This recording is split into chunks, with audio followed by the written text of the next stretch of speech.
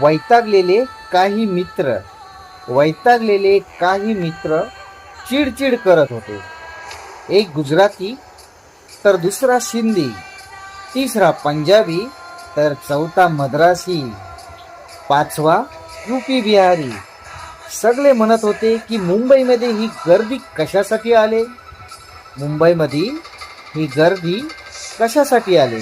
गर्दी होती ती मराठा आरक्षणसाठी. पण ते विचारत होते, विचारे हे मुंबईमध्ये गर्दी कशासाठी आली.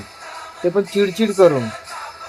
त्यावर एक स्थानिक मुंबईकर पारशी म्हणाला त्यावर एक स्थानिक मुंबईकर पारशी म्हणाला की अरे, आज पहिल्यांदाच मालक मुंबईत आलेत.